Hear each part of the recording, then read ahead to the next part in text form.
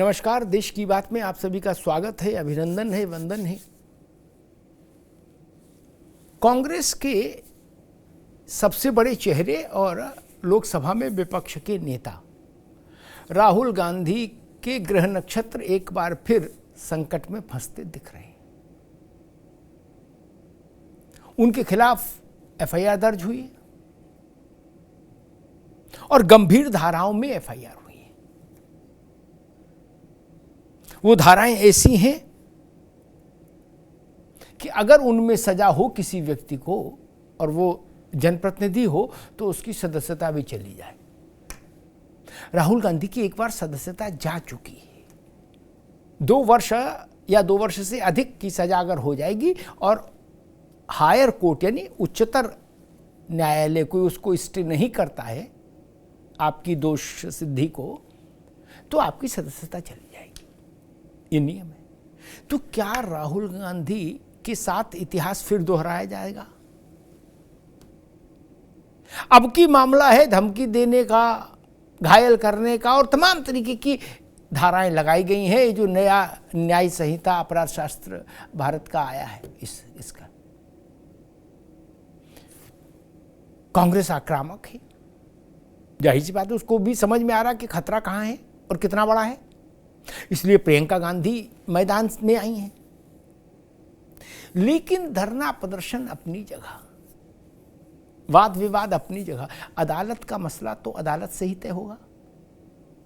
और यह मसला चला गया अब अदालत में, पुलिस और पुलिस के बाद अदालत। राहुल गांधी को या मतलब उनके वकील को अदालत को संतुष्ट करना होगा कि जो आरोप लगे हैं वो गलत हैं। अब ये प्रेस कॉन्फ्रेंस से मामला नहीं सुलझेगा ना, कि जयराम रमेश को बुला के प्रेस कॉन्फ्रेंस करा दीजिए, नहीं। अब कांग्रेस तो कांग्रेस, वहां तो गांधी परिवार की स्तुति और प्रशंसा का एक अपना इतिहास है। आप लोगों को याद ही होगा कि कांग्रेस के एक राष्ट्रीय अध्यक्ष थे देवकांत बरुआ, तो डीके बरुआ। तो डीके बरुआ ने कांग्रेस के राष्ट्रीय अधिवेशन में मंच पर माइक पर एक नया नारा दे दिया। बोले इंदिरा ही भारत है, भारत ही इंडिया है, ये भारत ही इंदिरा है, Indira is India, India is Indira. लो, बोले इंदिरा ही भारत माता है, कोई अलग दूसरा नहीं। ये वहां से सिलसिला चलता है। तो जब राहुल गांधी के खिलाफ एफआईआर हुई तो कांग्रेस ने कहा कि ये राहुल गांधी के खिलाफ एफआईआर नहीं है, ये भीमराव अंबेडकर के खिलाफ एफआईआर। बताइए, बोले अंबेडकर जी के खिलाफ एफआईआर। अंबेडकर जी को गए मुद्दत हो गई क्या? और उतना बड़ा नक्षत्र भारत का, उसके खिलाफ कौन माई का लाल एफआईआर कराएगा और क्यों कराएगा? लेकिन कांग्रेस है। पर मूल बात यह कि राहुल गांधी के बचाव में अदालत में श्रम करना होगा, मंच पर नहीं। क्योंकि राहुल गांधी का बचाव तभी संभव है जब अदालत में वो बरी हो। और अंबेडकर के मुद्दे पर एक बात ये भी सच है, राजनीतिक लड़ाई को भी देखें आप तो अंबेडकर के मुद्दे पर कांग्रेस और विशेष रूप से गांधी परिवार कोई बहुत बड़ा दावा नहीं कर सकता, क्योंकि इतिहास की कई ऐसी घटनाएं हैं, कई ऐसे पन्ने हैं जहां अंबेडकर के संदर्भ में कांग्रेस और विशेष रूप से गांधी परिवार कटघरे में खड़ा हो जाता है। खुद पंडित जवाहरलाल नेहरू। अंबेडकर को 2 बार चुनाव में पराजय मिली, वो लोकसभा नहीं आ पाए और उन दोनों बार की पराजय का ठीकरा कांग्रेस के सिर फूटता है। जवाहरलाल जी अंबेडकर जी के खिलाफ कैंपेन करने गए थे। तो गांधी परिवार अंबेडकर पर दावा नहीं कर सकता।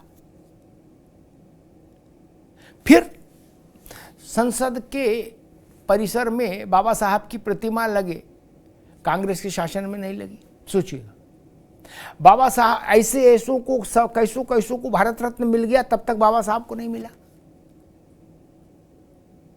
बाबा साहब को कब मिला? जब भाजपा और वामपंथी दलों के समर्थन से राजा मांडा विश्वनाथ प्रताप सिंह की सरकार बनी, तब उनको भारत रत्न की उपाधि मिली, संसद भवन में उनकी प्रतिमा लगी। इतने छोटे छोटे काम कांग्रेस ने नहीं किए, ये जानते हुए कि बाबा साहब इस देश की एक बड़ी आबादी के हृदय में विराजित हैं और वो आबादी बाबा साहब को भगवान से कम नहीं मानती। एक प्रसंग याद आता है, शायद बहुत कम लोगों को पता होगा कि डॉक्टर भीमराव अंबेडकर एक बार राष्ट्रीय स्वयंसेवक संघ के दीक्षा वर्ग में भी गए थे।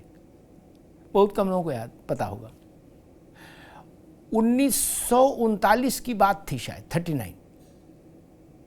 हेगडेवार जी थे तब, वो गए थे, सबके साथ बैठ के भोजन हुआ था और भोजन के बाद बाबा साहिब का संबोधन हुआ था संघ के कार्यकर्ताओं के लिए, और विषय था भारत में दलितों की समस्या और दलितों का उद्धार कैसे होगी। इस पर बौद्धिक दिया था बाबा साहब ने। 1969 में बाबा साहब 69 में बाबा साहब की स्मृति में एक विशेषांक निकला एक पत्रिका का।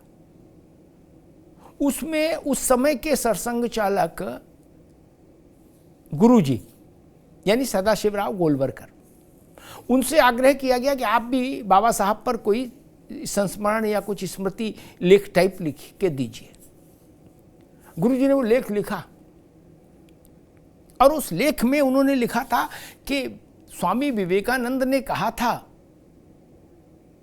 कि इस देश में ऐसा व्यक्ति चाहिए समाज को दिशा देने के लिए जिसके पास आदि शंकर जैसी मेधा हो, बौद्धिक क्षमता हो और जिसके पास भगवान बुद्ध जैसी करुणा से भरा हृदय हो, मस्तिष्क हो आदि शंकर जैसा, हृदय हो भगवान बुद्ध जैसा।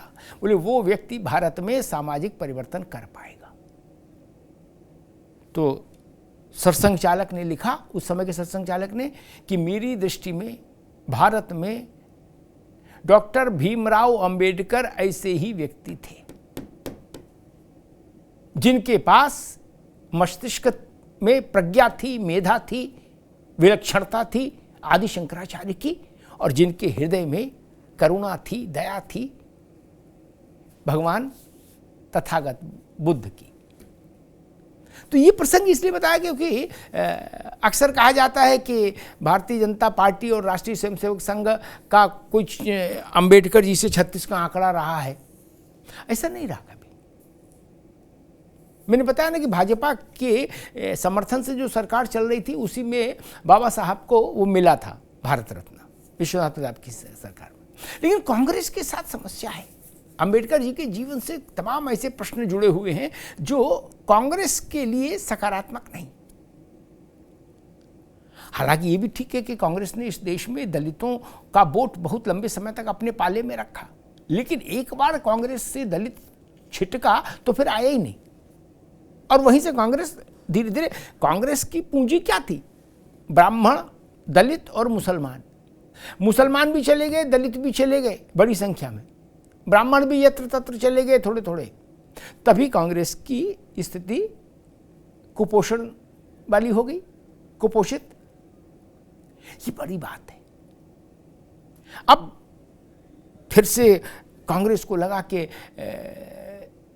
गृह मंत्री ने जो कुछ कहा राज्यसभा में, उससे उनको कोई ब्रह्मास्त्र मिल गया। अब वो उस ब्रह्मास्त्र को चलाते और खेलते और कुछ लाभ लेने की कोशिश करते, तब तक मसला उल्टा पड़ गया, धक्का मुक्की का मामला आ गया, और वो भी संसद में। बड़े बुजुर्ग बेचारे 70 साल के प्रताप सारंगी घायल हो गए, फर्रुखाबाद के सांसद मुकेश राजपूत घायल हो गए, एक नागालैंड की महिला सांसद ने शिकायत दर्ज कराई कि राहुल गांधी ने उनको अपमानित किया और उनके साथ ऐसा व्यवहार किया जिससे उनकी गरिमा को ठेस पहुंची।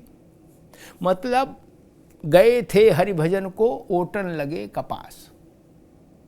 कहाँ तो कांग्रेस ये सोच रही थी, राहुल गांधी सोच रहे थे कि अब की बाबा साहब के मसले पर भाजपा को फंसा लिया और अब भाजपा को बगल में दबा लेंगे मानो। लेकिन हुआ उल्टा। सारे संकट घनीभूत होके फिर गांधी परिवार की ड्योढ़ी पर आकर खड़े हो गए। अब कांग्रेस की समूची ऊर्जा इस बात में लगेगी कि राहुल गांधी बचें, फिर पहले जैसा ना हो जाए, कहीं जैसा पहले हुआ कि जीती जिताई सीट की सांसदी चली गई अदालत के जरिए। तभी तो वायनाड से दोबारा से चुनाव लड़के आए थे। तो ये जो स्थिति है, क्या राहुल गांधी की सदस्यता पर फिर संकट आ सकता है? बड़ा प्रश्न है। क्या राहुल गांधी की गिरफ्तारी हो सकती है? बड़ा प्रश्न है। और गिरफ्तारी ना भी हो तो भी सदस्यता जाने का मसला तो गिरफ्तारी से भी बड़ा है, क्योंकि जो धाराएं लगी हैं उनके विरुद्ध, वो धाराएं खतरनाक हैं। अब सवाल ये भी उठ रहा है कि क्या राहुल गांधी के साथ कुछ ऐसा, जैसे होता है ना भवन के साथ वास्तु दोष कहते हैं, है ना, तो व्यक्ति के साथ ग्रह दोष कह लीजिए, क्या कुछ ऐसे ग्रह दोष हैं जो उनको थोड़े थोड़े अंतराल पर किसी न किसी बड़े संकट में लाकर खड़ा कर देते हैं? बड़ी स्थिति है। कांग्रेस और एक सब इन सब से हटके एक दृश्य वो चल रहा है कि प्रियंका गांधी संसद में और संसद के बाहर अपने कौतुकों से, अपने कौतुक भरी राजनीति से ज्यादा सुर्खियां बटोर रही हैं। यानी प्रियंका का डंका ज्यादा बज रहा है राहुल गांधी की तुलना में। ये भी एक कांग्रेस के भीतर संकट का कारण होगा, या हो चुका होगा, या होने की प्रक्रिया में होगा। क्योंकि राहुल गांधी और प्रियंका गांधी भाई बहन है, बिल्कुल ठीक बात है, लेकिन फिर भी राजनीति ऐसी चीज है कि जिसमें तुलना जरूर होती है और शक्ति का संतुलन भी होता है। प्रियंका गांधी का भी एक कैंप है और राहुल गांधी का एक कैंप है, ऐसा कांग्रेस के बहुत सारे उन नेताओं ने कहा जिन्होंने कांग्रेस छोड़ी। वो बड़े कद के नेताओं ने कहा कि कांग्रेस में खेमे हैं, खांचे हैं, पड़ाव हैं। प्रियंका गांधी का अलग है, राहुल गांधी का अलग है, सोनिया जी के साथ पुराने लोगों की एक कोटरी या कहिए टीम कहिए वो अलग है। तो वो भी एक संकट बढ़ रहा है। प्रियंका गांधी लगातार मंच पर अपनी उपस्थिति को और ज़्यादा महत्वपूर्ण कर रही हैं। पार्लियामेंट में भी देखिए, उनके भाषण देखिए, उनके कंधे पर झोला टांगने की अदा देखिए। हर दो बार दो झोले टांगे, एक पर फिलिस्तीन का नारा लिखा था और दूसरे पर बांग्लादेश का विषय था, दोनों में चर्चा हो गई। तो प्रियंका गांधी राहुल गांधी से ज़्यादा लोकप्रिय और ज़्यादा चमत्कारिक हो जाएंगी, तब भी गांधी परिवार में सहजता कायम रह पाएगी? ये भी बड़ा सवाल है। धन्यवाद।